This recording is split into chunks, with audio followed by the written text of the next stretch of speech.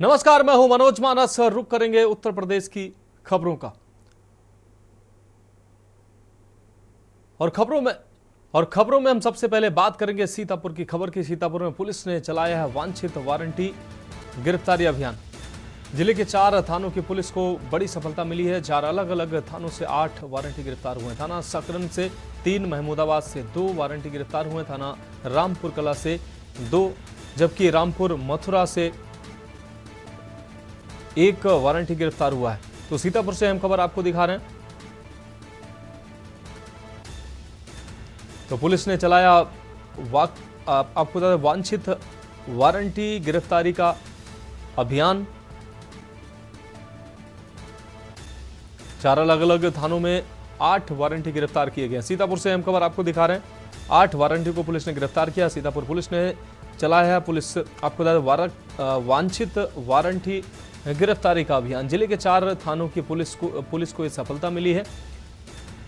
8 वांछित वारंटी को पुलिस ने गिरफ्तार किया है। 4 अलग अलग थानों में ये वारंटी गिरफ्तारी अभियान चलाया गया है। थाना सकरन से 3, महमूदाबाद से 2 वारंटी गिरफ्तार किए गए हैं। इसके अलावा थाना रामकला से 2, रामपुर मथुरा से 1 वारंटी गिरफ्तार किया है। कुल मिलाकर 8 वारंटी गिरफ्तार किए गए हैं। 4 अलग अलग थानों की पुलिस को यह सफलता मिली है। पुलिस ने चलाया है वांछित वारंटी गिरफ्तारी का अभियान।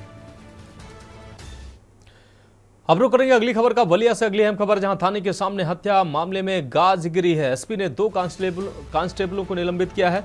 मामले में लापरवाही के आरोप में कार्रवाई हुई है। बांसडीह थाने के सामने हुई थी युवक की हत्या। आपको बता दें दबंगों ने धारदार हथियार से किया था प्रहार। 7 नामजद व कुछ अज्ञात के विरुद्ध मुकदमा दर्ज हुआ है। मृतक के भाई की तहरीर पर दर्ज हुआ मुकदमा। तो बांसडीह थाने के सामने हत्या हुई थी, आपको बता दें। अब पुलिस अधिकारियों के द्वारा ये बड़ी कार्रवाई सामने आई है। एसपी ने बड़ी कार्रवाई की है। 2 कांस्टेबलों को निलंबित किया है। दबंगों ने धारदार हथियार से थाने के सामने हत्या को अंजाम दिया था। मामले में लापरवाही के आरोप में अब कार्रवाई हुई है। 7 नामजद व कुछ अज्ञात के विरुद्ध मुकदमा भी दर्ज किया गया है। तो पुलिस अधीक्षक के द्वारा यह अहम कार्रवाई की गई है। बलिया से अहम खबर, थाने के सामने हत्या मामले में अब गाज गिरी है। एसपी ने 2 कांस्टेबलों को निलंबित किया है।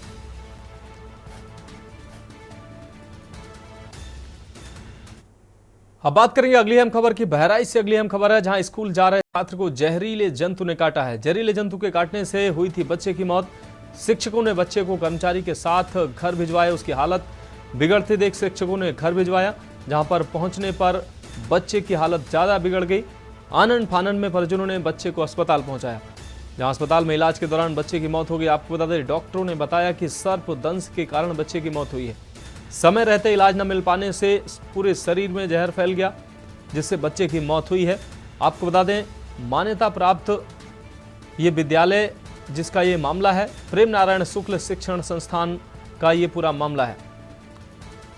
आपको बता दें प्रयागपुर विकासखंड अंतर्गत स्थित है ये शिक्षण संस्थान, जहां पढ़ने जा रहे बच्चे को जहरीले जंतु ने काटा। बाद में ये पुष्टि हुई कि जहरीले सांप ने बच्चे को काटा।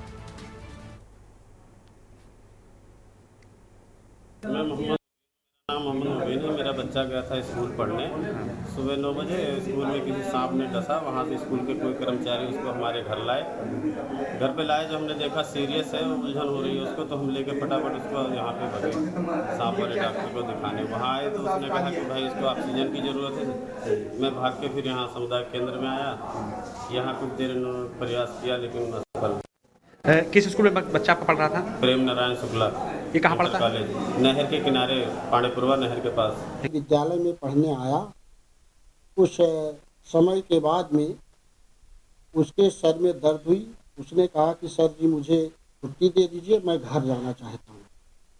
उसके सर को मैंने देखा और सोचा विचारा, तो उसने कहीं पैर में दाग था। उसने कहा मुझे कुछ काट लिया, मैं जान नहीं पाया। तो मुझे शंका हुआ। मैंने उसको तुरंत अपने जो है चपरासी से कहा कि इसके घर पर ले जाइए। हमारे पास उपचार उतना था नहीं, इसलिए मैंने उनके घर पर चपरासी के माध्यम से भिजवा। बच्चा हमारे यहाँ इमरजेंसी में, इसका नाम मोहम्मद निशार है। बच्चा लगभग 11-12 साल का है। उसको सांप काटा हुआ था। और लगभग मृत अवस्था में आया था। इसकी पल्सलेस थी, उसको ट्राई किया गया, CPR वगैरह दिया गया। फिर थोड़ी सी पल्स आने के बाद हम लोग ट्रीटमेंट कर रहे थे। ट्रीटमेंट करने के दौरान बच्चा पूरी तरह से एक्सपायर हो गया है। अब बात अगली अहम खबर की कन्नौज से। अगली अहम खबर है जहां डीजे संचालक पर किशोरी से रेप का आरोप लगा। 6 माह पहले रात को स्कूल बुलाकर रेप किया गया। किशोरी के गर्भवती होने के बाद हुई रेप की जानकारी। परिजनों ने डीजे संचालक के खिलाफ दर्ज कराया है मुकदमा। पुलिस ने आरोपी को गिरफ्तार किया है। पीड़ित को मेडिकल के लिए भेजा गया। गुरसाहिगंज कोतवाली क्षेत्र के गांव का ये पूरा मामला है। तो परिजनों ने डीजे संचालक के खिलाफ मुकदमा दर्ज कराया है। कन्नौज से अहम खबर आपको दिखा रहे हैं। पुलिस ने आरोपी को गिरफ्तार किया है। 6 माह पहले रात को स्कूल बुलाकर किया था रेप। पीड़िता को मेडिकल के लिए भेजा गया है। गर्भवती होने पर रेप की पुष्टि हुई। आपको बता दें गुरसाहिगंज कोतवाली क्षेत्र के गांव का यह पूरा मामला है।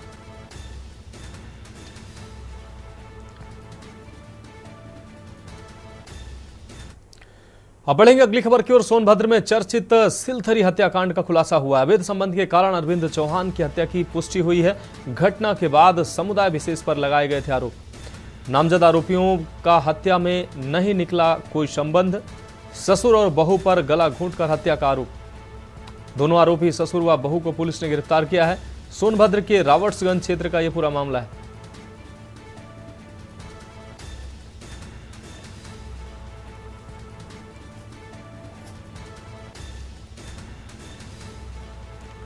ससुर और बहू पर गला घोंटकर हत्या का आरोप लगा है। पुलिस ने ससुर और बहू की गिरफ्तारी की है। दोनों आरोपियों को पुलिस ने गिरफ्तार किया है।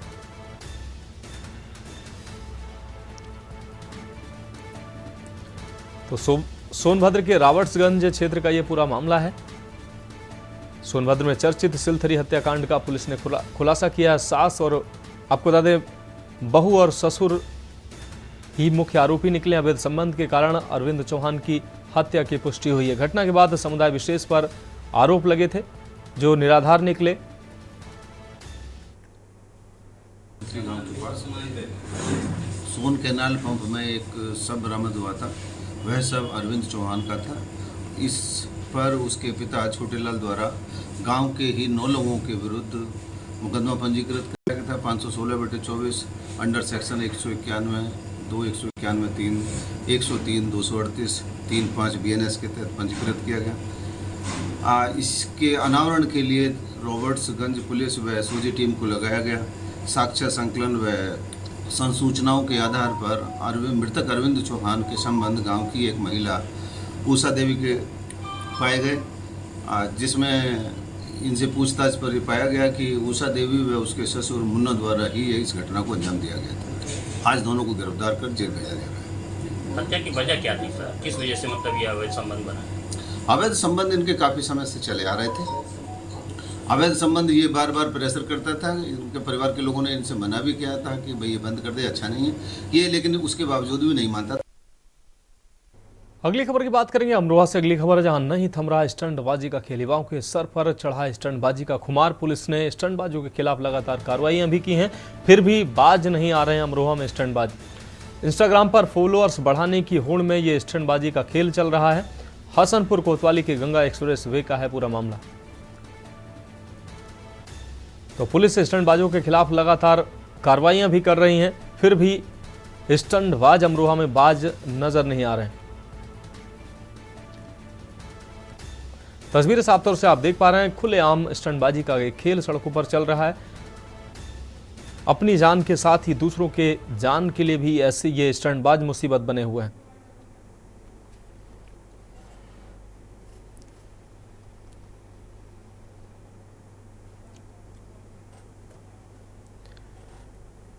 अब रुक करते हैं अगली खबर का। भारतीय क्रिकेट खिलाड़ी सरफराज खान के पिता और क्रिकेट कोच नौशाद खान रविवार को शहर में मेहमान बने। नौशाद ने घुमती river front per phase sports academy के उद्घाटन अवसर पर पहुंचकर युवा खिलाड़ियों से मुलाकात की।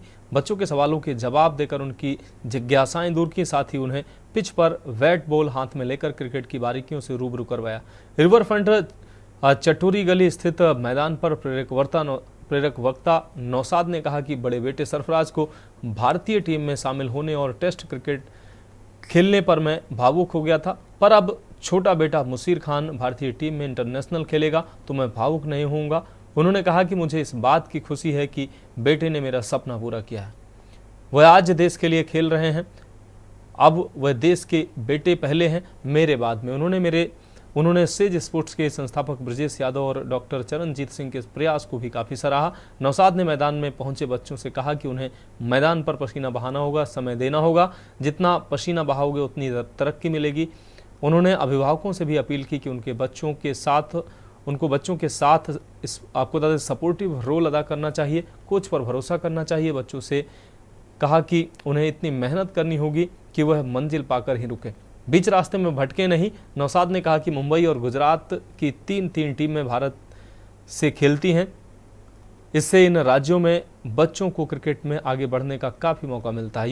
यूपी से एक ही टीम बनती है, लिहाजा प्रदेश सरकार को इस पर विचार करना चाहिए कि यूपी से टीम की संख्या बढ़ाई जाए। इससे युवा क्रिकेटरों को बेहतर मौका मिलेगा और वह भारत का नाम रोशन करेंगे।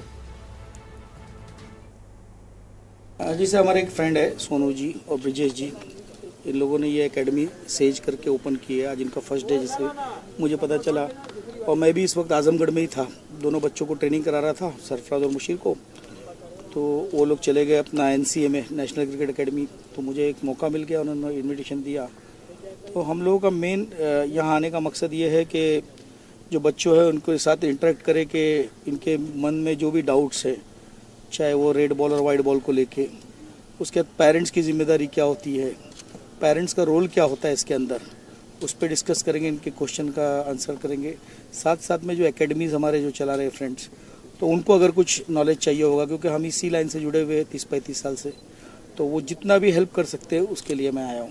सर, लगभग 35 साल से आप इस क्षेत्र से जुड़े हुए हैं, एज अ कोच आप ट्रेनिंग देते हैं। 35 साल के पहले जो खिलाड़ी थे, आज के खिलाड़ी की उनकी सोच में और उनकी क्या कहते हैं फिजिकल स्टैमिना में कितना फ़र्क देखते हैं? और दूसरा ये है कि आज की डेट में IPL जैसे प्लेटफॉर्म्स हैं जो पहले अवेलेबल नहीं थे, तो इससे खिलाड़ियों को कितना फ़ायदा हो रहा है?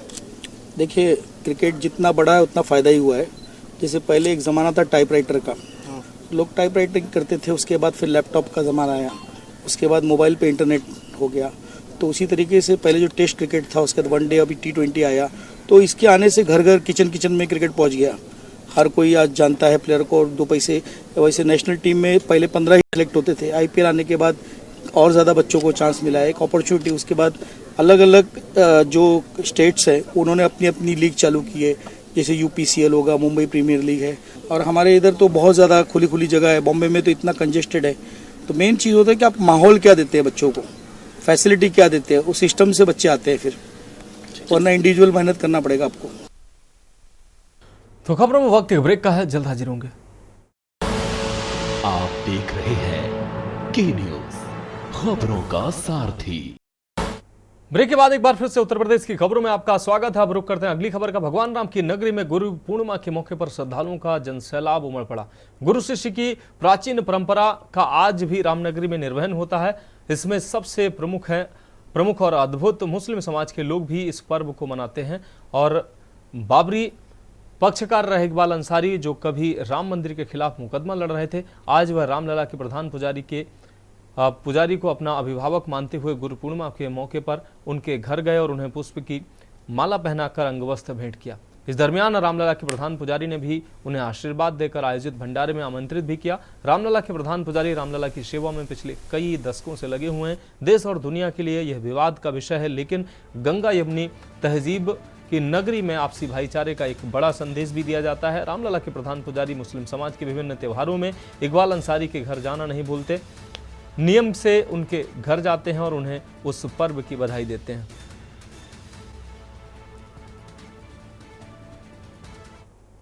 देखिए, उनका जो भी कार्यक्रम होता है, हाँ, उसमें वो बुलाते हैं तो हम भी जाते हैं। हमारा उनका इस प्रकार से संबंध है।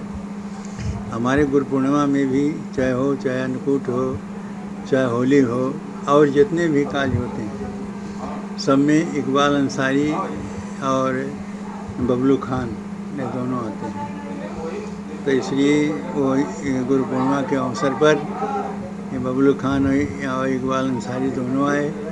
आने के बाद में और उन्होंने ही हमारे जो जन्मोत्सव, जो हमारे गुरु उत्सव है और इस गुरु पर्व के उत्सव को उन्होंने हमें सम्मिलित हुए।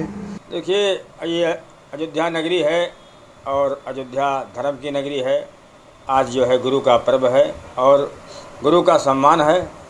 अयोध्या में पूरे देश दुनिया के लोग जो है गुरु का आशीर्वाद लेने के लिए, गुरु से शिक्षा लेने के लिए, गुरु से ज्ञान लेने के लिए और आशीर्वाद लेने के लिए लोग जो है अयोध्या पहुँचे हैं। हम भी जन्मभूमि के पुजारी के यहाँ गए हुए थे और हमने भी जो है गुरु का आशीर्वाद लिया। रुक करेंगे अगली खबर का। यूपी के संभल से सामूहिक दुष्कर्म से जुड़ा एक मामला सामने आया है। यहाँ पड़ोस में रहने वाली नाबालिग लड़की के साथ सामूहिक दुष्कर्म की वारदात घटी। आरोपियों पर पहले भी दुष्कर्म करने का आरोप है। पुलिस ने इस मामले में तहरीर के आधार पर 2 लोगों के खिलाफ मुकदमा दर्ज कर पीड़ित को मेडिकल परीक्षण के लिए अस्पताल भेजा। वहीं पुलिस ने दोनों आरोपियों को हिरासत में ले लिया।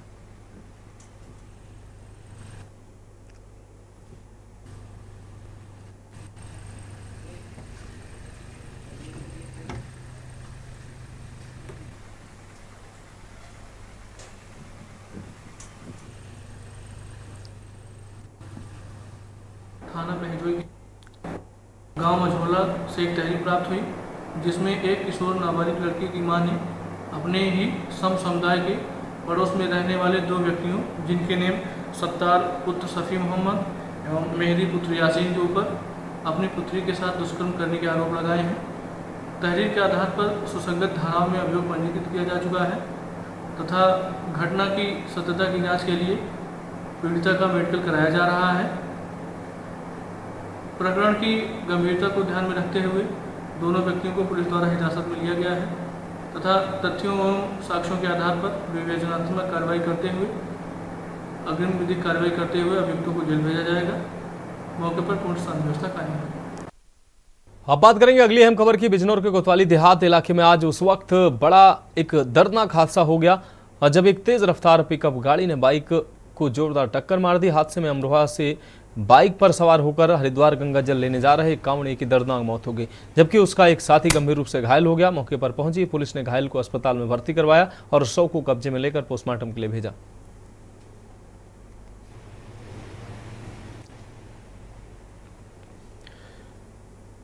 रुक करेंगे अगली खबर का। सिद्धार्थनगर जिले के डुमरियागंज तहसील क्षेत्र के जमोती गांव से विभिन्न बीमारियों से सुरक्षा देने वाली टीका लगने से 7 माह के बच्चे की मौत होने का मामला सामने आया है।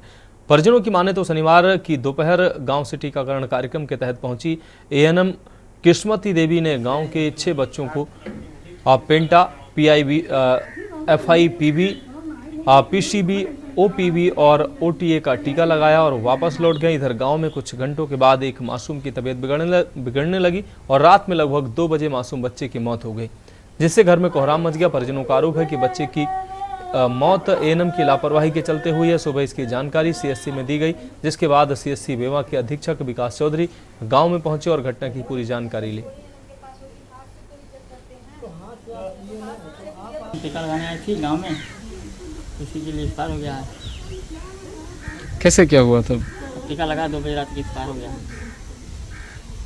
क्या नाम है एएनएम का? एएनएम का किस्मती देवी, बोला परसा के रहने वाली है। इसमें शनिवार के दिन हमारे यहाँ कल नियमित टीकाकरण था, उसमें टोटल 6 बच्चों का टीका लगा है, जो पेंटा, एफआईपीबी, पीसीबी, ओपीबी और रोटा वायरस का वैक्सीन लगा है बच्चों को। और जबकि 5 बच्चे स्वस्थ हैं, 1 बच्चे की मृत्यु हुई है और टीकाकरण की वजह से ऐसी बात नहीं है। और इन लोगों का कहना है अगर टीकाकरण की वजह से मृत्यु हुई है तो उसका हम लोग जांच करवा रहे हैं, पोस्टमार्टम करने के लिए जो कार्रवाई है वो कर रहे हैं। बात अगली खबर की करते हैं। गुरु पूर्णिमा के अवसर पर कांवड़ यात्रा जवाहर नगर बांदा से पुलिस की सुरक्षा व्यवस्था के बीच गाजेबाजी के साथ शहर के विभिन्न मार्गों से गुजरते हुए संकटमोचन महेश्वरी देवी मंदिर में आशीर्वाद प्राप्त कर बाबा वैजनाथ धाम के लिए ट्रेन से रवाना हुई। मुख्यमंत्री योगी आदित्यनाथ ने कांवड़ यात्रा के लिए जिला प्रशासन को सख्त निर्देश दे रखे हैं ताकि कांवड़ियों को कोई दिक्कत न हो। इसी के क्रम में बांदा से भी कांवड़ियों का एक दल जल लेकर बाबा वैजनाथ धाम में जलाभिषेक करने के लिए रवाना हुआ।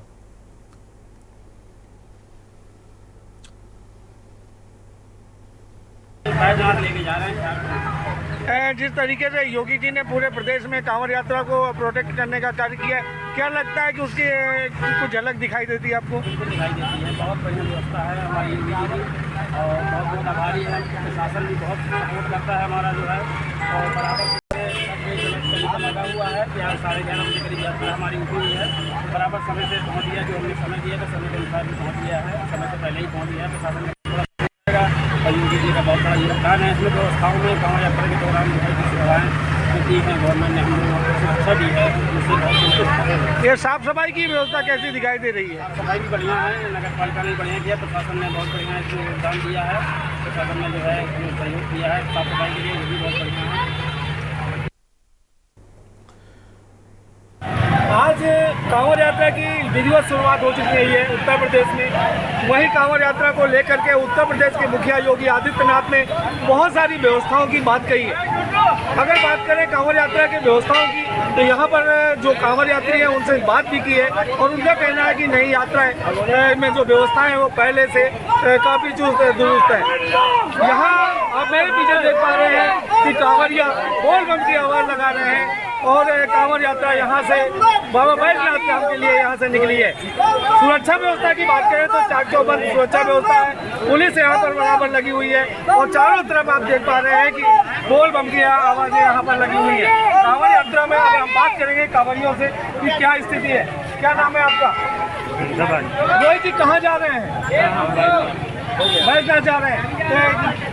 पहले की यात्राओं में और आज की यात्रा में क्या अंतर महसूस कर रहे हैं? मंगल है पहले से काफी है, यानी योगी जी ने जो व्यवस्थाएं की है वो काफी है। क्या नाम है आपका? नरेश कुमार। कहाँ जा रहे हैं? बाबा बैजनाथ। आप सुन पा रहे हैं कि ये सारे कांवरिया आज बांदा से बाबा बैजनाथ धाम के लिए प्रस्थान करेंगे और वहाँ गंगा जी में जल लेकर के बाबा बैजनाथ को जल चढ़ाएंगे। बांदा से के न्यूज़ के लिए भगत सिंह। हम रुक करते हैं अगली खबर का। पीलीभीत विकासखंड बरखेड़ा क्षेत्र की ग्राम पंचायत बहादुरपुर हुक्मी में स्वच्छ भारत मिशन को पूरी तरह से पलीता लगाया जा रहा है, जहां गांव के ही नक्शे, आपको बता दें गांव के नन्हे बख्श पुत्र मुंशी बख्श ने जिलाधिकारी को दिए शिकायती पत्र में बताया कि पीड़ित के घर व आसपास घर के सामने रोड व शौचालय एवं घरों से निकला गंदा पानी भरा रहता है। इस समस्या को झेलते हुए कई साल हो गए हैं। गंदे पानी के कारण कभी जानलेवा बीमारियां फैल सकती हैं। अगर वहां पर नाली निर्माण हो जाए तो प्रांतीय के व गांव के लोगों व स्कूल जाते बच्चों को रोड पर भरे गंदे पानी से निकलने में परेशानी का सामना न करना पड़े। ग्रामीणों ने जिला अधिकारी पीलीभीत से उनकी समस्या को समाधान करने की मांग की है। इस संबंध में जब मुख्य विकास अधिकारी से जानकारी ली गई तो उन्होंने बताया कि मामला संज्ञान में है। आज ही मामला संज्ञान में आया, इस समस्या को जल्द ही निस्तारित किया जाएगा। अब देखना होगा कि ग्राम पंचायत की सड़क और आपको बता दें ये नाली निर्माण कब तक हो सकती है और ये समाधान समस्या का ग्रामीणों को कब तक होगा।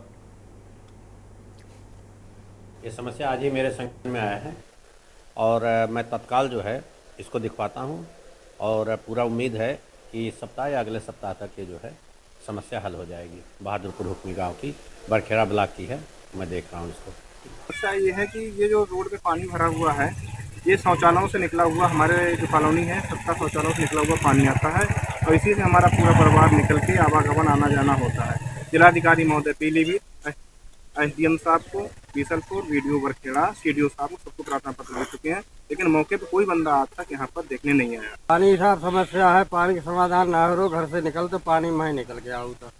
तो आपने शिकायत किस किस को करी है? डीएम साहब करी। कब से पानी भरा रहता है इस रोड पे? पानी इसको भरे हुए कम से कम 4-5 साल है। तो उत्तर प्रदेश की खबरों में फिलहाल अभी के लिए मेरे साथ इतना ही। मुझे दीजिए इजाजत और आप देखते रहिए के न्यूज़ इंडिया।